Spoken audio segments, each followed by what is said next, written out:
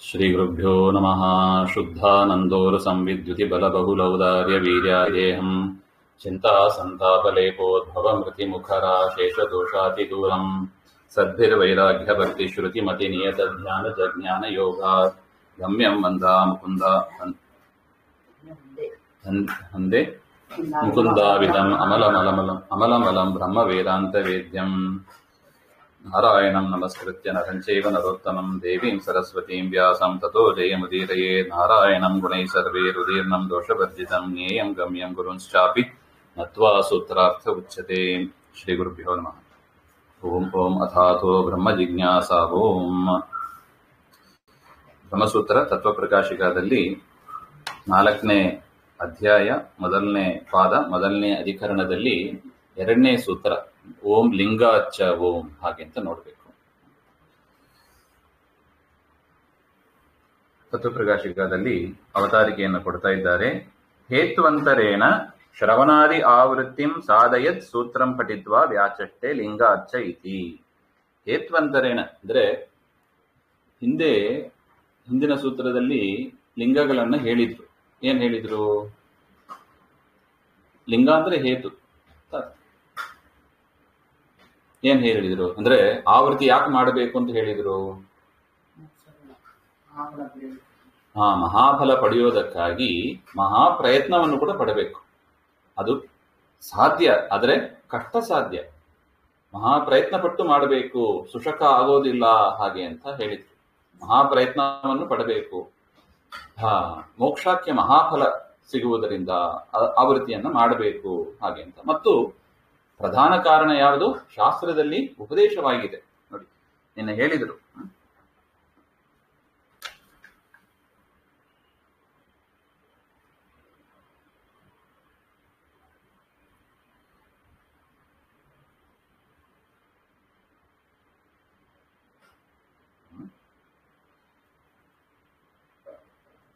ಆತ್ಮಾವ ಇತಿ ಉದ್ದಾಲಕೇನ ಶ್ವೇತಕೇತುಂ ಪ್ರತಿ ಹಾಗೆ ಅಂತ ಸಯೇಷ ಇತ್ಯಾದಿ ಅಸಕೃತ್ ಅಂದ್ರೆ ನವಕೃತ್ವ ತತ್ವಸ್ಯ ಉಪದೇಶ ಹಾಗೆ ಅಂತ ಉಪದಿಷ್ಟತ್ವ 9 ಬಾರಿ ಉಪದೇಶ ಮಾಡಿದ್ದಾರೆ ಹಾಗೆ ಅಂತ ಕಂಡು ಬಂದಿದೆ. ಉದ್ದಾಲಕರು ಶ್ವೇತಕೇತುವಿಗೆ 9 ಬಾರಿ ಬ್ರಹ್ಮತತ್ವವನ್ನು ಉಪದೇಶ ಮಾಡಿದ್ದಾರೆ. ಅದರಿಂದ ಆವೃತ್ತಿ ಮಾಡಿದ್ದಾರೆ ಅಂತ ಹಿರಿಯರು ಮಾಡಿದ್ದಾರೆ. ಅದರಿಂದ ನಾವು ಕೂಡ ಅದನ್ನ ಮಾಡಬೇಕು, ಶ್ರವಣಾದಿಗಳನ್ನ ಆವೃತ್ತಿ ಮಾಡಬೇಕು ಅಂತ ಕಾರಣಗಳನ್ನ ಹೇಳಿದ್ರು.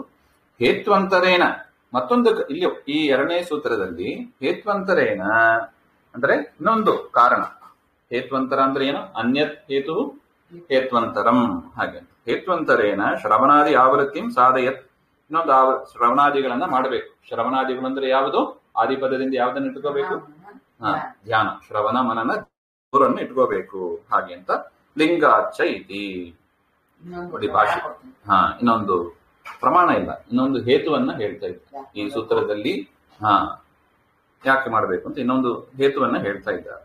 ಲಿಂಗಾಚ್ಚ ಇತಿ ತಸ್ಮಾ ಏತತ್ ಪ್ರೋವಾಚ ಅನ್ನಂ ಪ್ರಾಣಂ ಚಕ್ಷುಃ ಶ್ರೋತ್ರಂ ಮನೋವಾಚಂ ಇತಿ ಶ್ರುತೌ ಅನ್ನಾದಿರೂಪ ವಿಷಯ ಏವ ಪುನಃ ಪುನಃ ಭೃಗೋಃ ಪ್ರಶ್ನಃ ತಥೈವ ವರ್ಣಸ್ಯ ಉಕ್ತಿಃ ಶ್ರುತಸ್ಯ ಪುನಃ ಆಲೋಚನೇನ ಅಪರೋಕ್ಷಿತತ್ವಂ ಇತ್ಯೇತದ್ ಲಿಂಗದರ್ಶನಾಚ್ಚ ಶ್ರವಣಾದ್ಯಾವೃತ್ತಿಃ ಕರ್ತವ್ಯ ಇತಿ ಭಾವಃ. ಇಲ್ಲಿ ಇನ್ನೊಂದು ಲಿಂಗವನ್ನು ಹೇಳ್ತಾ ಇದ್ದಾರೆ. ಆವೃತ್ತಿ ಮಾಡಿದ್ರಿಂದ ಏನಾಗಿದೆ ಅವನಿಗೆ? ಅಪರೋಕ್ಷಿತತ್ವಂ, ಅಪರೋಕ್ಷ ಜ್ಞಾನವನ್ನ ಪಡೆದರು ಹಾಗೆ ಅಂತ ಹೇಳ್ತಾರೆ. ಅದರಿಂದ ಶ್ರವಣಾದಿ ಆವೃತ್ತಿಯನ್ನ ಮಾಡಬೇಕು ಅಂತ ಒಟ್ಟು ಇಲ್ಲಿ ಏನ್ ಹೇಳ್ತಾರೆ ಅಂದ್ರೆ, ಪುನಃ ಭೃಗು ಋಷಿಗಳು ಅವರ ತಂದೆಯಾದ ವರುಣದೇವರಿಗೆ ಹೋಗಿ ಕೇಳಿದಾಗ ವರುಣದೇವರು ಉಪದೇಶವನ್ನು ಮಾಡ್ತಾರೆ. ನೋಡಿ, ಆ ಶ್ರುತಿ ಹೀಗಿದೆ. ತೈತರಿಯ ಉಪನಿಷತ್ತಿನಲ್ಲಿ ಬರತಕ್ಕದ್ದು. ತಸ್ಮಾ ಏತತ್ ಪ್ರೋವಾಚ ಅನ್ನಂ ಪ್ರಾಣಂ ಚಕ್ಷುಹು ಇದೆಯೇ ನೋಡಿ. ಉಪನಿಷತ್ತಿನಲ್ಲಿ ಭಾಷ್ಯದಲ್ಲಿ ಆಚಾರ್ಯ ಹೇಳ್ತಾರೆ, ಸ ತಪೋತಪ್ಯತ ಪುನರೇವ ವರುಣಂ ಪಿತರಂ ಉಪಸಸಾರ. ಮತ್ತೆ ತಂದೆ ಹತ್ರ ಹೋದ್ರು, ತಂದೆಯಾದ ವರುಣನ ಹತ್ರ ಹೋಗಿ ಪ್ರಶ್ನೆ ಮಾಡಿದ್ರು ಹಾಗೆ ಅಂತ. ಈ ರೀತಿಯಾಗಿ ಮತ್ತೆ ಭೃಗು ಋಷಿಗಳು ತಂದೆಯಾದ ವರುಣನಿಗೆ ಹೋಗಿ ಬ್ರಹ್ಮನ ವಿಚಾರ ಮೊದಲ ಬಾರಿ ಹೇಳಿದಾಗ ಅನ್ನ ಅಂದ್ರೆ ಬರೀ ಪ್ರಾಕೃತವಾದ ಅನ್ನ ಅಂತ ತಿಳಿಯಬಾರದು, ಅನ್ನದಲ್ಲಿರುವ ಪರಮಾತ್ಮ ಅಂತ ತಿಳಿ, ಹಾಗೆ ಅಂತ ಹೋದ್ರು, ತಿಳ್ಕೊಂಡು ಬಂದ್ರು. ಮತ್ತೆ ಪ್ರಾಣ ಉಸಿರಾಟ ಮಾಡ್ತಾ ಇದ್ದೀವಿ, ಪ್ರಾಣ ಅಂದ್ರೆ ಬರೀ ಗಾಳಿ ಅಂತ ತಿಳಿಬೇಡ, ಅವರು ಮುಖ್ಯ ಪ್ರಾಣ ದೇವರು, ಅವರಂತರ್ಯಾಮಿಯಾದ ಪರಮಾತ್ಮ ಬ್ರಹ್ಮ ಅಂತ ತಿಳಿಬೇಕು, ಹಾಗೆ ಅಂತ ಎರಡನೇ ಬಾರಿ ಆಯ್ತು. ಅನ್ನಂ ಪ್ರಾಣ ಚಕ್ಷು ಕಣ್ಣು ಅಂದ್ರೆ ಬರೀ ಕಣ್ಣು ಅಂತ ತಿಳಿಬೇಡ, ಅಥವಾ ಕಣ್ಣಿನ ಅಭಿಮಾನಿ ಸೂರ್ಯ ಅಂತಲೂ ತಿಳಿಬೇಡ, ಅವರಂತರ್ಯಾಮಿಯಾದ ಮುಖ್ಯ ಪ್ರಾಣ ಅಂತರ್ಯಾಮಿಯಾದ ಪರಬ್ರಹ್ಮ ಅಂತ ತಿಳಿ, ಹಾಗೆ ಅಂತ ಮೂರನೇ ಬಾರಿ. ಶ್ರೋತ್ರಂ ಈ ರೀತಿಯಾಗಿ ಶ್ರೋತ್ರ ಮನೋ ವಾಚಂ ಈ ರೀತಿಯಾಗಿ ಅನೇಕ ಬಾರಿ ಭೃಗು ಋಷಿಗಳು ತಂದೆ ಹತ್ರ ಬಂದು ಪ್ರಶ್ನೆ ಮಾಡೋದು, ತಂದೆ ಅದಕ್ಕೆ ಬ್ರಹ್ಮೋಪದೇಶ ಮಾಡಿ ಕಳಿಸಿದ್ರು, ಹಾಗೆ ಅಂತ ಆವೃತ್ತಿ ಕಂಡು ಬರುತ್ತೆ. ಅದೇ ಹೇಳಿದ್ದು, ಅನ್ನ ಅಂದ್ರೆ ಏನು? ಅನ್ನ ಅಂದ್ರೆ ಕಾಣತಕ್ಕ ಅನ್ನ ಅಲ್ಲ, ಅನ್ನ ಅಂದ್ರೆ ಪರಬ್ರಹ್ಮ. ಪ್ರಾಣ ಅಂದ್ರೆ ಏನು? ಬರೀ ಉಸಿರಾಡುವ ಗಾಳಿ ಅಂತ ತಿಳಿಬೇಡ. ಪರಮಾತ್ಮ. ಅದೇ ತರ ಚಕ್ಷುಸ್ ಕಣ್ಣು ಅಂದ್ರೆ ಏನು? ಶ್ರೋತ್ರ ಅಂದ್ರೆ ಏನು? ಮನಸ್ಸು ಅಂದ್ರೆ ಏನು? ವಾಚಂ ಅಂದ್ರೆ ಏನು? ಮಾತು ಅಂದ್ರೆ ಏನು? ವಾಕ್ಶಕ್ತಿ ಅಂತ ಹೇಳ್ತೀವಲ್ಲ, ಅದು ಅಂದ್ರೆ ಏನು? ಹಾಗೆ ಅಂತ ಪ್ರತಿಯೊಂದು ಕೂಡ ನೀನು ಜೀವ ಅಂತನೋ ಜಡ ಅಂತನೋ ತಿಳಿಯಬೇಡ. ಅದೇ ಅವ್ರ ಒಳಗಿರುವ ನಿಯಾಮಕನಾಗಿ ಪರಮಾತ್ಮ ಇದ್ದಾನೆ, ಅವನ ಶಕ್ತಿಯೇ ಇದ್ದು ಅವನ ಅನುಗ್ರಹದಿಂದ ನೋಡೋದಕ್ಕೆ, ಕೇಳೋದಕ್ಕೆ, ಮಾತನಾಡೋದಕ್ಕೆ, ತಿಂದ ಅನ್ನ ಪ್ರಾಪ್ತಿಗೆ, ಪ್ರಾಪ್ತವಾದ ಅನ್ನ ಜೀರ್ಣ ಆಗೋದಕ್ಕೆ, ಜೀರ್ಣವಾದ ಅನ್ನ ಶಕ್ತಿಯಾಗಿ ಪರಿಣಾಮ ಆಗೋದಕ್ಕೆ, ಎಲ್ಲದಕ್ಕೂ ಕೂಡ ಪರಮಾತ್ಮನೇ ಕಾರಣನಾಗಿದ್ದಾನೆ, ಹಾಗೆ ಅಂತ ಈ ರೀತಿಯಾಗಿ ಆ ಶ್ರುತಿ ಬರುತ್ತದೆ. ಶ್ರುತೌ ಅನ್ನಾದಿ ರೂಪ ವಿಷಯ ಏವ ಪುನಃ ಪುನಃ ಭೃಗೋ ಪ್ರಶ್ನ. ಮತ್ತೆ ಮತ್ತೆ ಅನೇಕ ಬಾರಿ ಪ್ರಶ್ನೆಗಳನ್ನ ಭೃಗು ಋಷಿಗಳು ಮಾಡಿ, ತಥೈವ ವರುಣದೇವರು ಕೂಡ ಬ್ರಹ್ಮನನ್ನೇ ಮತ್ತೆ ಮತ್ತೆ ನೋಡಿ, ಒಂದು ಬಾರಿ ಉಪದೇಶ ಮಾಡಿ ಬಿಟ್ಬಿಡ್ಲ ವರುಣದೇವರು. ಒಂದು ಬಾರಿ ಅನ್ನವನ್ನು ಪರಬ್ರಹ್ಮ ಅಂತ ತಿಳಿ ನೋಡಿ, ಅದನ್ನೇ ಬರ್ತದೆ. ಅನ್ನಂನ ನಿಂದ್ಯ ಅಂದ್ರೆ ಏನರ್ಥ ಅಲ್ಲೇ ಬರೋದು. ಅನ್ನವನ್ನು ನಿಂದೆ ಮಾಡಬೇಡಿ, ಬ್ರಹ್ಮನನ್ನು ನಿಂದೆ ಮಾಡಬೇಡಿ ಅಂತೆಲ್ಲ ಅರ್ಥ ಬರ್ತದೆ. ಈ ರೀತಿಯಾಗಿ ಒಂದು ಬಾರಿ ಹೇಳಿ ಉಪದೇಶ ಮಾಡಿಬಿಟ್ಬಿಟ್ರ ವರುಣದೇವರು? ಇಲ್ಲ, ಅನೇಕ ಬಾರಿ ಒಂದ್ಸಾರಿ ಹೋಗಿ ಚಿಂತನೆ ಮಾಡಿ ಭೃಗು ಋಷಿಗಳು ಮತ್ತೆ ಬರ್ತಾರೆ, ತಪಸ್ ಮಾಡಿ ಮತ್ತೆ ಬರ್ತಾರೆ, ಮತ್ತೆ ಪ್ರಶ್ನೆ ಉಳಿತವರು. ಆ ರೀತಿಯಾಗಿ ಅನೇಕ ಬಾರಿ. ಅದಕ್ಕೆ ಆ ಉಪನಿಷತ್ತು ಅರ್ಥ ಆದರೆ ನಮಗೆ ಈ ಪ್ರಸಂಗ ಚೆನ್ನಾಗಿ ಅರ್ಥ ಆಗೋದು.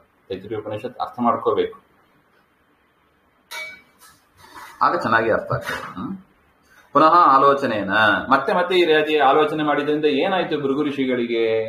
ಅಪರೋಕ್ಷಿತತ್ವ, ಅಪರೋಕ್ಷ ಜ್ಞಾನ ಆಯ್ತು. ನಮಗೂ ನಿಮ್ಗೆ ಎಲ್ಲರಿಗೂ ಬೇಕಾಗಿರೋದು ಯಾವುದು? ಅಪರೋಕ್ಷ ಜ್ಞಾನ, ದೇವರ ಬಿಂಬ ಅಪರೋಕ್ಷ. ಅದು ಆಗೋದು ಹೇಗೆ?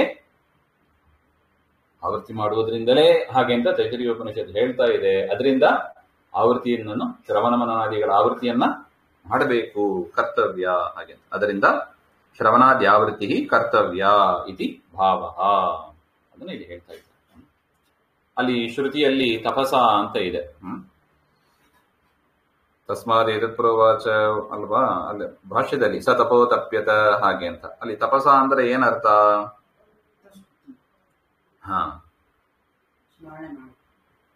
ಅಲ್ಲಿ ತತ್ವಪ್ರಕಾಶದಲ್ಲಿ ಬರೀತಾರೆ ನೋಡು, ಅತ್ರ ಸ್ಮೃತಿ ಅಲ್ಲಿ ತತ್ಪೂರ್ವದಲ್ಲಿ ಅತ್ರ ಸ್ಮೃತಿಂ ಚ ಸಾರಿ ಅತ್ರ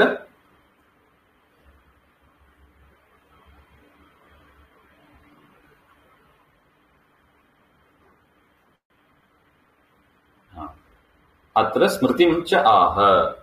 ಒಂದು ತೈತ್ರಿಯ ಉಪನಿಷತ್ತು, ವೇದಗಳು ಅದರ ಪ್ರಮಾಣವನ್ನು ಕೊಟ್ಟರು. ಸತಪೋತಪ್ಯತ ಪುನರೇವ ವರ್ಣಂ ಪಿತರಂ, ಮತ್ತೆ ಮತ್ತೆ ಶ್ರವಣಾದಿಗಳನ್ನ ಮಾಡಿದರು, ಪುನಃ ಪುನಃ ಅಂತ ಶಬ್ದ ಅಲ್ಲೇ ಇದೆ ನೋಡು. ಇನ್ನು ಈ ವಿಷಯದಲ್ಲಿ ಸ್ಮೃತಿಯ ಒಂದು ಪ್ರಮಾಣವನ್ನು ಕೂಡ ಬೃಹತ್ತಂತ್ರ ಎನ್ನುವ ಗ್ರಂಥದಲ್ಲಿ ಇದೆ. ಅದನ್ನು ಕೂಡ ಆಚಾರ್ಯರು ಭಾಷ್ಯದಲ್ಲಿ ತೋರಿಸಿಕೊಟ್ಟಿದ್ದಾರೆ ನೋಡಿ. ಭಾಷ್ಯ ನೋಡಿ, ನಿತ್ಯಶಃ ಶ್ರವಣಂ ಚೈವ ಮನನಂ ಧ್ಯಾನಮೇವ ಚ ಕರ್ತವ್ಯಮೇವ ಪುರುಷೈ ಬ್ರಹ್ಮದರ್ಶನ ಇಚ್ಛುಭಿಹಿ ಇತಿ ಬೃಹತ್ತಂತ್ರೆ. ನಿತ್ಯದಲ್ಲೂ ಶ್ರವಣ ಮನನ ಧ್ಯಾನವನ್ನ ಮಾಡಬೇಕು. ಕರ್ತವ್ಯಮೇವ, ಇದು ಕರ್ತವ್ಯ. ಮೊದಲನೇ ಸೂತ್ರ ಹೊರಟಿದ್ದು ಅದೇ, ಬ್ರಹ್ಮ ಜಿಜ್ಞಾಸ ಕರ್ತವ್ಯ, ಹಾಗೆ ಅಂತ. ಅದನ್ನೇ ಇಲ್ಲೂ ಇಟ್ಕೋಬೇಕು. ನಿತ್ಯಶಃ ಶ್ರವಣಂ ಚೈವ ಮನನಂ, ನಿತ್ಯಶಃ ಅದನ್ನ ಅಂಡರ್ಲೈನ್ ಮಾಡ್ಕೋಬೇಕು. ಅಂದ್ರೆ ಶ್ರವಣಾದಿ ವಿನಾನೈವ ಕ್ಷಣಂ ತಿಷ್ಟೇದಪಿ ಕ್ವಚಿತ್, ಒಂದು ಕ್ಷಣ ಕೂಡ ಬಿಡದೆ ಶ್ರವಣಾದಿಗಳನ್ನ ಮಾಡಬೇಕು.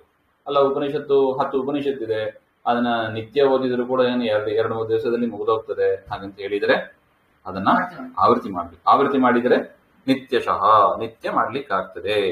ನಿತ್ಯಶಃ ಶ್ರವಣಂ ಚೈವ ಮನನಂ ಧ್ಯಾನಮೇವ ಚ ಕರ್ತವ್ಯಂ. ಯಾರು ಮಾಡಬೇಕು? ಯಾರಿಗೆ ಬ್ರಹ್ಮದರ್ಶನ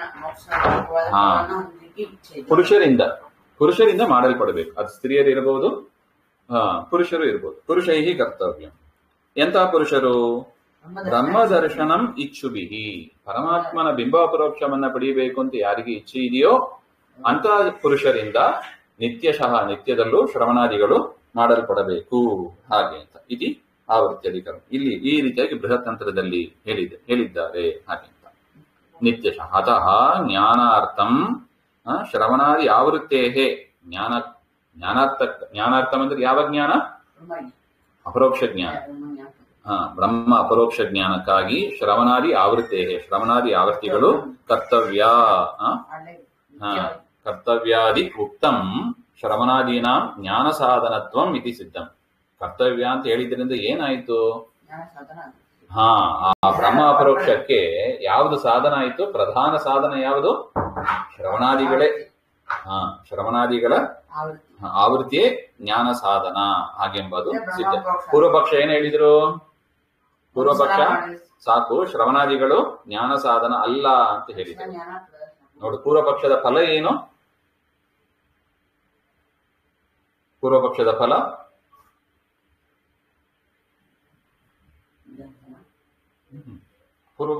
ನೋಡಿ, ಸಿದ್ಧಾಂತದ ಫಲ ಇದೆ, ಪೂರ್ವಪಕ್ಷದ ಫಲ ಅಂತ ಒಂದಿದೆ. ಪೂರ್ವಪಕ್ಷದ ಫಲ ಶ್ರವಣಾದಿಗಳು ಜ್ಞಾನ ಸಾಧನ ಅಲ್ಲ.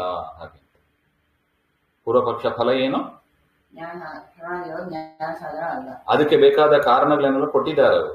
ಕಾರಣಗಳನ್ನು ಕೊಟ್ಟು ಕೊನೆ ಫಲ ಅಂದ್ರೆ ಇಲ್ಲಿ ಕನ್ಕ್ಲೂಷನ್ ಅಂತ ಇಟ್ಕೋಬಹುದು. ಪೂರ್ವಪಕ್ಷದ ಫಲ ಏನು? ಸಿದ್ಧಾಂತದ ಫಲ ಏನು? ಅದನ್ನೇ ಇಲ್ಲಿ ಹೇಳ್ತಾ ಇದ್ದಾರೆ. ಶ್ರವಣಾದೀನಾಂ ಜ್ಞಾನ ಸಾಧನತ್ವಂ ಇತಿ ಸಿದ್ಧಂ. ಇಲ್ಲಿ ಗುರುವರ್ತ ದೀಪಿಕಾದಲ್ಲಿ ವಾದಿರಾಜ ಸ್ವಾಮಿಗಳು ಒಂದು ವಿಚಾರ ಹೇಳ್ತಾರೆ ನೋಡಿ. ಅನ್ನಂ ಪ್ರಾಣೋ ಚಕ್ಷುಶ್ರೋತ್ರಂ ಇತಿ ಸಕೃತ್ ಅನ್ನಸ್ಯ ಉಪದೇಶೇಪಿ ತಸ್ಮಿನ್ನೇವ ಅನ್ನೇ ಬ್ರಹ್ಮತ್ವ ಜ್ಞಾಪನಾಯ. ಅಲ್ಲಿ ಅನ್ನ ಪ್ರಾಣ ಅಂತಲೇ ಹೇಳಿದರು. ಸಕೃತ್ ಅನ್ನಸ್ಯ ಅನೇಕ ಬಾರಿ ಅನ್ನಂನದ್ಯಾದಿತ್ಯಾದಿಗಳು ಅನ್ನ ಶಬ್ದವನ್ನ ಅನೇಕ ಬಾರಿ ಆ ಉಪನಿಷತ್ತಿನ ವಾಕ್ಯದಲ್ಲಿ ಬಂದಿದೆ. ತಸ್ಮಿನ್ನೇವ ಅನ್ನೆ, ಇದೇನು ಪ್ರಾಕೃತವಾದ ನಾವು ತಟ್ಟೆಯಲ್ಲಿ ಹಾಕೋತೀವಲ್ಲ ಆ ಅನ್ನದಲ್ಲಿ ಬ್ರಹ್ಮತ್ವ ಜ್ಞಾಪನಾಯ, ಬ್ರಹ್ಮನನ್ನ ಕಾಣಬೇಕು ಎನ್ನುವುದನ್ನು ತಿಳಿಸಿಕೊಡುವುದಕ್ಕಾಗಿ ಜನ್ಮಾದಿ ಕಾರಣತ್ವ ಲಕ್ಷಣ ಮುಕ್ತವ. ಹಿಂದೆ ಜನ್ಮಾದಿ ಕಾರಣ ಜನ್ಮಾದ್ಯಸೇತಃ ಅಂತ ಹಿಂದೆ ಹೇಳಿದ್ದಾರೆ. ಆ ಬ್ರಹ್ಮ ಏನಾಗಿದ್ದಾನೆ? ಜನ್ಮಾದಿ ಕಾರಣ ಆಗಿದ್ದಾನೆ. ಈ ಜಗತ್ತಿಗೆ ಜನ್ಮಾದಿ ಕಾರಣ ಆಗಿದ್ದಾನೆ. ಅಂದ್ರೆ ಈ ಅನ್ನಕ್ಕೂ ಕೂಡ ಏನಾಗಿದ್ದಾನೆ? ಅವನೇ ಜನ್ಮಾದಿ ಕಾರಣ. ಅನ್ನ ಹುಟ್ಟೋದಕ್ಕೆ, ಅನ್ನ ಇರೋದಕ್ಕೆ, ತಿಂದ ಅನ್ನ ಜೀರ್ಣ ಆಗೋದಕ್ಕೆ, ಆ ಫಲ ಎಲ್ಲದಕ್ಕೂ ಕೂಡ ಯಾರು ಕಾರಣ? ಬ್ರಹ್ಮ. ಯಾವ ಸೂತ್ರದಲ್ಲಿ ಹೇಳಿದ್ದಾರೆ? ಜನ್ಮಾದಿ. ಅಲ್ಲಿಂದ ತರ್ತಾರೆ ನೋಡಿ ಗುರುಗಳು.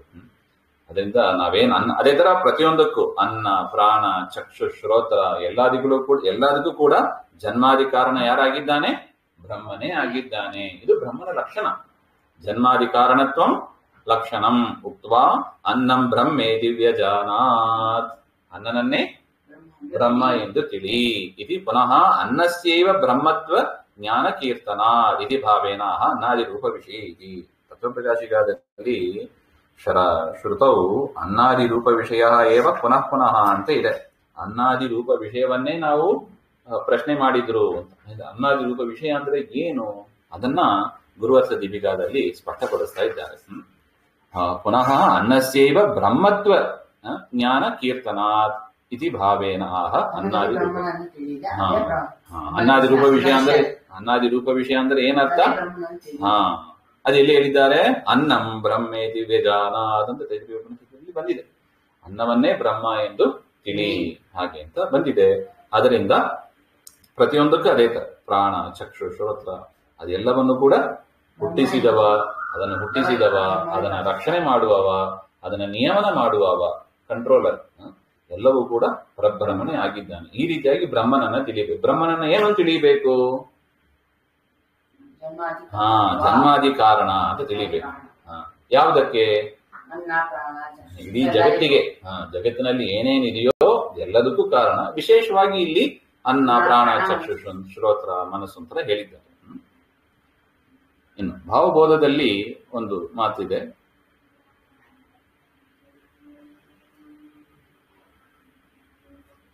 ಇಲ್ಲಿ ಅತ್ರ ಆದ್ಯೆ ಮೊದಲನೇ ಸೂತ್ರದಲ್ಲಿ ಏನ್ ಹೇಳಿದ್ರು, ಮೊದಲನೇ ಸೂತ್ರದಲ್ಲಿ ಹೇಳಿದ ಲಿಂಗ ಏನು, ಎರಡನೇ ಸೂತ್ರದಲ್ಲಿ ಹೇಳಿದ ಲಿಂಗ ಏನು, ಲಿಂಗಾಚ್ಛ ಹಾಗೆ ಅಂತ. ಲಿಂಗ ಅಚ್ಛ ಶಬ್ದ ಏನ್ ಹೇಳ್ತದೆ, ಮತ್ತು ಅಂತ. ಸೂತ್ರದಲ್ಲಿ ಲಿಂಗಾಚ್ಛ ಅಂತ ಚಕಾರ ಇದೆ. ಚ ಅಂದ್ರೆ ಏನರ್ಥ, ಆಂಡ್ ಅಂತ ಅರ್ಥ, ಮತ್ತು ಅಂತ. ಮೊದಲನೇ ಸೂತ್ರದಲ್ಲಿ ಒಂದು ಅರ್ಥ ಹೇಳಿದ್ದಾರೆ, ಲಿಂಗಾಚ್ಛ ಹೇತ್ವಂತರ ಏನಂತ ಹೇಳಿದ್ರು, ಮತ್ತೊಂದು ಲಿಂಗವೂ ಕೂಡ ಇಲ್ಲಿದೆ ಹಾಗೆ. ಸೊ ಒಟ್ಟು ಎರಡು ಲಿಂಗ ಹೇಳಿದಂತೆ ಆಯ್ತು. ಮೊದಲನೇ ಲಿಂಗ ಅದನ್ನ ಹೇಳ್ತಾ ಇದ್ದಾರೆ. ತತ್ರ ಆದ್ಯೆ ಸಿಕ್ತಾ ಭಾವಬೋಧದಲ್ಲಿ 4 ಲೈನ್ ಮೇಲೆ ಇದೆ ನೋಡಿ, ಲಾಸ್ಟ್ ಲಿಂಗ. ತತ್ರ ಅತ್ರ ಆದ್ಯೆ ಮೊದಲನೇ ಸೂತ್ರದ ಆದ್ಯ ಅಂದ್ರೆ ಮೊದಲನೇ ಸೂತ್ರದಲ್ಲಿ ಶ್ರವಣಾದಿ ಆವೃತ್ತಿ ಕರ್ತವ್ಯತಾಯ ಉಪದೇಶ ರೂಪ ಲಿಂಗೋಕ್ತಿ. ಶ್ರವಣಾದಿಗಳನ್ನ ಮಾಡುವುದು ಕರ್ತವ್ಯ ಹಾಗೆಂಬುದು ಏನು ಮೊದಲನೇ ಸೂತ್ರದಲ್ಲಿ ಹೇಳಿದ ಲಿಂಗ.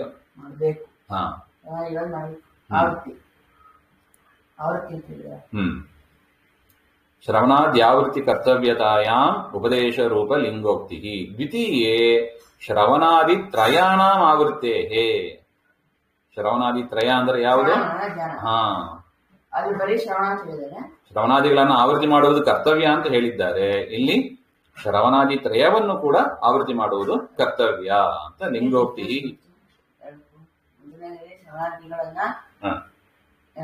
ಶ್ರವಣಾದ್ಯಾವೃತ್ತಿ ಕರ್ತವ್ಯತಾಯ ಉಪದೇಶ ರೂಪ ಲಿಂಗೋಕ್ತಿ.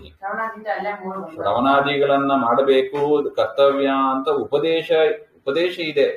ಉಪದೇಶ ಇರುವ ಕಾರಣದಿಂದ ವೇದಗಳಲ್ಲಿ ಶಾಸ್ತ್ರಗಳಲ್ಲಿ ಆವೃತ್ತಿ ಮಾಡಬೇಕು ಅಂತ ಉಪದೇಶ ಇರುವ ಕಾರಣದಿಂದ ಅಂತ ಮೊದಲನೇ ಲಿಂಗ. ದ್ವಿತೀಯೇ ಶ್ರವಣಾದಿ ತಯಾನಾಂ ಆವೃತ್ತೇ ಕರ್ತವ್ಯತ್ವೇ. ಇಲ್ಲಿ ಮಾಡಬೇಕು ಅಂತ ಹೇಳ್ತಾರೆ. ನೋಡಿ, ಅದು ಭಾವಬೋಧ ಅಂತ ಹೇಳೋದು ಎಷ್ಟು ಚೆನ್ನಾಗಿ ಒಂದು ಸೂಕ್ಷ್ಮ ವಿಚಾರ. ಮೊದಲನೇದರಲ್ಲಿ ಉಪದೇಶ ರೂಪವಾದ ಲಿಂಗವನ್ನ ಹೇಳಿದರೆ, ಎರಡನೆಯದರಲ್ಲಿ ಕರ್ತವ್ಯ ರೂಪವಾದ ಲಿಂಗವನ್ನ ಇಲ್ಲಿ ಹೇಳ್ತಾರೆ ಹಾಗೆ. ಅದರಿಂದ ಸುಧಾಯಾಂ ಅನೇನ ಶ್ರವಣಾವೃತ್ತೇ ಕರ್ತವ್ಯತಾ ಸಿದ್ಧ ತ್ರಯಾಣಾಮಪ್ಯಾವೃತ್ತಿಂ ಸಾಧಯತ್ ಲಿಂಗಾಚ್ಛ ಇತಿ ಸೂತ್ರಂ ಇತಿ. ತ್ರಯಾಣಾಮಪಿ ಆವೃತ್ತಿಂ, ಯಾವುದನ್ನ ಆವೃತ್ತಿ ಮಾಡಬೇಕು?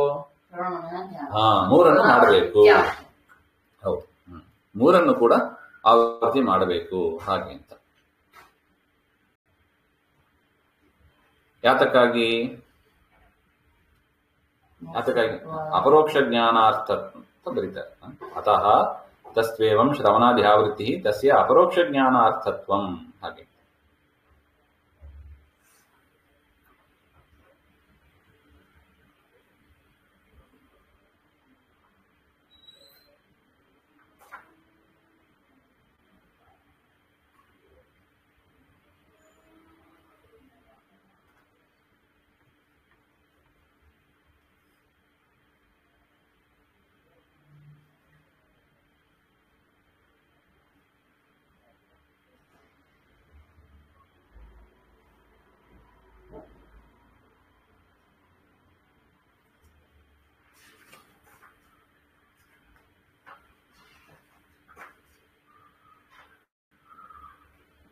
ನೋಡಿ, ಭಾವದೀಪದಲ್ಲಿ ರಾಯರು ಬರೀತಾರೆ ನೋಡಿ.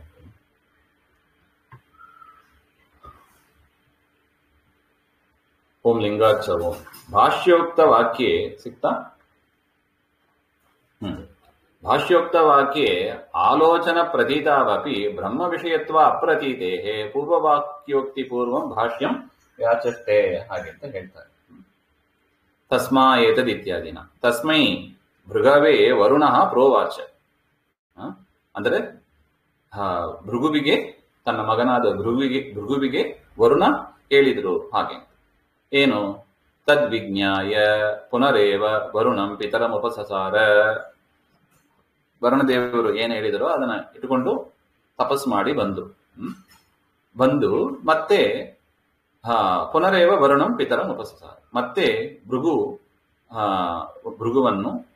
ಋಷಿಗಳು ವರುಣಂ ಪಿತರಂ ಉಪಸಸಾರ ತಂದೆ ಹತ್ರ ಬಂದು ಏನ್ ಹೇಳಿದ್ರು? ಅದೀಹಿ ಭಗವೋ ಬ್ರಹ್ಮೇತಿ ಇತಿ ಪ್ರಶ್ನ.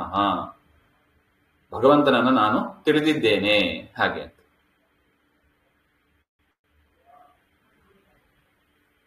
ಕೇಳಿದಾಗ ಭೃಗು ಋಷಿ ವರುಣದೇವರು ಮತ್ತೆ ಅನ್ನವನ್ನ ತಿಳಿದಿದ್ಯಾ ಹಾಗೆ ಅಂತ ಕೇಳ್ತಾರೆ. ಅನ್ನವನ್ನ ನಾನು ತಿಳಿದಿಲ್ಲ ಹಾಗೆ. ಹೋಗಿ ಮತ್ತೆ ತಪಸ್ ಮಾಡು. ಅದೀಹಿ ಭಗವೋ ಬ್ರಹ್ಮೇತಿ ಇತಿ ಪ್ರಶ್ನ. ತಮ್ಮಹೋ ವಾಚ ತಪಸ ಬ್ರಹ್ಮ ವಿಜಿಜ್ಞಾಸಸ್ವ. ತಪಸ್ಸಿನಿಂದ ಬ್ರಹ್ಮನನ್ನ ತಿಳಿ ಇತಿ ವರ್ಣಸ್ಯ ಉಕ್ತಿ ಇತ್ಯರ್ಥ. ಶ್ರುತಸ್ಯ ಪುನಃ ಇತಿ ಸ ತಪಸ್ತಪ್ತ್ವ. ಅವ್ರು ಮತ್ತೆ ತಪಸ್ಸನ್ನು ಮಾಡಿ ಏನ್ ತಿಳಿದ್ರು? ಅನ್ನಂ ಬ್ರಹ್ಮೇತಿ ವ್ಯಜಾನಾತ್. ಅನ್ನವನ್ನ ಬ್ರಹ್ಮ ಅಂತ ತಿಳಿದ್ರು. ಇತ್ಯಾದಿನ ಅಪರೋಕ್ಷಿತತ್ವಂ. ಅಂದ್ರೆ ಅವರಿಗೆ ಏನಾಯ್ತು? ತಿಳಿದ್ರು ಅಂದ್ರೆ ಏನರ್ಥ? ಅಪರೋಕ್ಷ ಜ್ಞಾನ ಆಯ್ತು ಅಂತ ಅರ್ಥ. ಅನ್ನದಲ್ಲಿ ಪರಬ್ರಹ್ಮನನ್ನ ಕಂಡ್ರು ಅಂತ ಅರ್ಥ. ನೋಡು, ನನಗೆ ಹೇಳ್ತಾರೆ ರಾಯರು, ಪೂರ್ವಂ ಅನ್ನಂ ಪ್ರಮಾಣಂ ಇತ್ಯಾದಿನ ಭಗವದ್ ರೂಪಾಣಿ ಉಪದಿಶ್ಯ. ಮೊದಲು ಎಂತ ಉಪದೇಶ ಮಾಡಿದ್ರು? ಅನ್ನ ಅದು ಪ್ರಮಾಣ ಹಾಗೆ ಅಂತ. ಅನ್ನ ಅದು ಮಿಥ್ಯ ಅಲ್ಲ, ಅದು ಮಾಯಾ ಅಲ್ಲ, ಅದು ಸತ್ಯವೇ, ಅದು ಪ್ರಮಾಣವೇ, ಯಥಾರ್ಥವೇ ಆಗಿದೆ. ಇತ್ಯಾದಿನ ಭಗವದ್ ರೂಪಾಣಿ ಉಪದಿಶ್ಯ. ಭಗವಂತನ ರೂಪಗಳನ್ನು ಉಪದೇಶ ಮಾಡಿ ಎಲ್ಲಿ ಯಥೋ ವಾಯಿಮಾನಿ ಭೂತಾನಿ ಇತ್ಯಾದಿನ ಬ್ರಹ್ಮಲಕ್ಷಣಾನಿ ಚ ತೇಷು ಉಕ್ತ್ವ. ಆ ತೈತರೀಯ ಉಪನಿಷತ್ತು ಆರಂಭದಲ್ಲೇ ಬರುತ್ತದೆ. ಏನಂತ? ಯಥೋ ವಾಯಿಮಾನಿ ಭೂತಾನಿ ಜಾಯಂತೆ. ಯಾವ ಪರಮಾತ್ಮನಿಂದ ಈ ಭೂತಗಳು ಜಗತ್ತು ಹುಟ್ಟುತ್ತವೋ ಹಾಗೆ ಅಂತ ಬ್ರಹ್ಮನ ಲಕ್ಷಣವನ್ನು ಹೇಳಿ ಆ ಬ್ರಹ್ಮನನ್ನ ತೇಷು ಉಕ್ತ್ವ ತದ್ ವಿಜಿಜ್ಞಾಸಸ್ವ ಇತಿ. ಆ ಬ್ರಹ್ಮನನ್ನ ನೀನು ವಿಜಿಜ್ಞಾಸಸ್ವ, ಜಿಜ್ಞಾಸ ಮಾಡು. ಹಂಗಂದ್ರೆ ಏನರ್ಥ? ವಿಜಿಜ್ಞಾಸಸ್ವ ಅಂದ್ರೆ ಏನರ್ಥ? ಶ್ರವಣ ಮನನ ಧ್ಯಾನಾನಿ ಮಯಾ ಉಪದಿಷ್ಟ ರೂಪ ವಿಷಯ ಕುರು. ಮಾಡು ಇತಿ ವರುಣೇನ ಉಪದಿಷ್ಟ ಅಪಿ. ವರುಣನಿಂದ ಉಪದೇಶ ಮಾಡಿದ್ರು ಕೂಡ ಭೃಗು ಏಕಂ ರೂಪಂ, ಒಂದು ರೂಪವನ್ನು ಮನನ ಧ್ಯಾನಾಭ್ಯಾಂ ಅಪರೋಕ್ಷೀಕೃತ್ಯ. ಮನನ ಮತ್ತು ಗುರುಗಳು ಮೊದಲು ಹೇಳಿದ್ರು ವರ್ಣದೇವರು, ಅದನ್ನ ಕೇಳಿ ಶ್ರವಣ ಆಯಿತು. ಮತ್ತೆ ಮನನ ಧ್ಯಾನ ಮಾಡಿ ಏನ್ ಮಾಡಿದ್ರು? ಅಪರೋಕ್ಷೀಕೃತ್ಯ. ಅನ್ನವೇ ಬ್ರಹ್ಮ ಅಂತ ಅವ್ರಿಗೆ ಏನಾಯ್ತು? ಅಪರೋಕ್ಷ ಆಯ್ತು. ಮತ್ತೆ ಏನ್ ಮಾಡಿದ್ರು? ಪುನಃ ಪಿತರಂ ಪ್ರಾಪ್ಯ. ಮತ್ತೆ ಬ್ರಹ್ಮನನ್ನ ತಂದೆಯನ್ನ ಹೋಗಿ ಅದೀಹಿ ಭಗವ, ಭಗವಂತ ಪರಬ್ರಹ್ಮನನ್ನ ತಿಳಿಸಿಕೊಡಿ ಹಾಗೆ ಅಂತ ಪ್ರಶ್ನೆ ಮಾಡಿದ್ರು. ದ್ವಿತೀಯಂ ರೂಪಂ, ಎರಡನೇ ರೂಪ ಏನು ಅಂತ ಪ್ರಶ್ನೆ ಮಾಡಿದ್ರು. ವರುಣ ಅಪಿ, ವರುಣದೇವರು ಕೂಡ ಏನ್ ಮಾಡಿದ್ರು? ದ್ವಿತೀಯಂ ರೂಪಂ ಬ್ರಹ್ಮ ಇತಿ ಉಪದಿಶ್ಯ ತನ್ಮನನಾದಿಕುರು ಇತ್ಯುಕ್ತವ. ಎರಡನೇ ರೂಪ ಯಾವುದು? ಪ್ರಾಣ. ಹಾಗೆ ಒಂದೊಂದಾಗಿ ಅದನ್ನ ಮತ್ತೆ ಭೃಗು ಋಷಿಗಳು ಹೋಗಿ ಈ ರೀತಿಯಾಗಿ ಯಾತಕ್ಕೆ ಹೇಳ್ತಾರೆ? ಪ್ರತಿಯೊಂದು ಬಾರಿಯೂ ಕೂಡ 3 ಆವೃತ್ತಿ ಆಗಿದೆ. ಶ್ರವಣ, ಮನನ, ಧ್ಯಾನ. ಒಂದೊಂದು ರೂಪ. ಅದರಿಂದ ಏನ್ ತಿಳ್ಕೋಬೇಕು ನಾವು? ಆವೃತ್ತಿಯನ್ನ ಯಾವುದು? 3 ಆವೃತ್ತಿ ಮಾಡಬೇಕು. ಗುರುಗಳ ಹತ್ರ ಒಂದು ಬಾರಿ ಕೇಳಿದರೆ ಸಾಕು ಅಂತ ತಿಳಿಬಾರ್ದು. ಗುರುಗಳ ಹತ್ರ ಮತ್ತೆ ಹೋಗಿ ಪರಬ್ರಹ್ಮನ ಕುರಿತಾದ ವಿಚಾರವನ್ನ ಶ್ರವಣ ಮಾಡಬೇಕು. ಕೇಳಿದ್ದನ್ನ ಮನನ ಧ್ಯಾನ. ಮನಧ್ಯಾನ ಯಾರಿಗೆ ಸಂಬಂಧಪಟ್ಟದ್ದು? ಶಿಷ್ಯನಿಗೆ ಸಂಬಂಧಪಟ್ಟದ್ದು. ಶ್ರವಣ ಗುರು ಶಿಷ್ಯರ ಸಂಬಂಧಪಟ್ಟದ್ದು. ಶ್ರವಣ ಗುರು ಶಿಷ್ಯರ ಸಂಬಂಧಪಟ್ಟದ್ದು. ಮನನ ಧ್ಯಾನ ಶಿಷ್ಯರಿಗೆ ಸಂಬಂಧಪಟ್ಟದ್ದು. ಏಕಾಕಿಯಾಗಿ ಕೂತು ಚಿಂತನೆ ಮಂಥನೆ ಮಾಡಬೇಕು ಹಾಗೆ. ಏವಂ ಅನ್ಯಾನಿ ರೂಪಾನಿ ಪೃಷ್ಟಾನಿ ಉತ್ತರಿತಾನಿ ಚ ಇತಿ ಶ್ರವಣಾದ್ಯಾವೃತ್ತೌ ಭವತಿ. ಶ್ರವಣಾದಿಗಳ ಆವೃತ್ತಿ ಇದೆ. ಇದಂ ಲಿಂಗಂ ಇತಿ ನಿಷ್ಕೃಷ್ಟ ಅರ್ಥ. ಅದರಿಂದ ಈ ಲಿಂಗಾಚ ಅನ್ಬೋದು ಏನ್ ಹೇಳಿಕೊಡ್ತಾ ಇದೆ? ಎರಡನೇ ಲಿಂಗ ಏನ್ ಹೇಳ್ತಾ ಇದೆ? ಆವೃತ್ತಿ ಮಾಡಬೇಕು ಅಂತ. ಶ್ರವಣಾದ್ಯಾವೃತ್ತಿ ಕರ್ತವ್ಯತ್ವೇ ಇತ್ಯರ್ಥ. ಕರ್ತವ್ಯತ್ವಂ. ಅತಃ ಅಸಕೃತ್ ಉಪದೇಶ ಲಿಂಗ ದರ್ಶನ ರೂಪ ಪ್ರಮಾಣ ಭಾವಾತ್ ದೃಷ್ಟಾರ್ಥತ್ವಾಚ ಇತ್ಯರ್ಥ. ಸ್ಪಷ್ಟ ಆಗಿದೆಯಾ? ಸರ್ವಗುಣ ಸಂಪೂರ್ಣ ಸರ್ವದೋಷ ವಿವರ್ಜಿತ ಪ್ರಿಯತಾಂ ಪ್ರೀತಿಯ ಭಾಗ ವಿಷ್ಣುರನೇ ಪರಮ ಸುಹೃತ್. ಇಲ್ಲಿಗೆ ಆವೃತ್ತಿ ಅಧಿಕರಣ ಮುಗಿತು.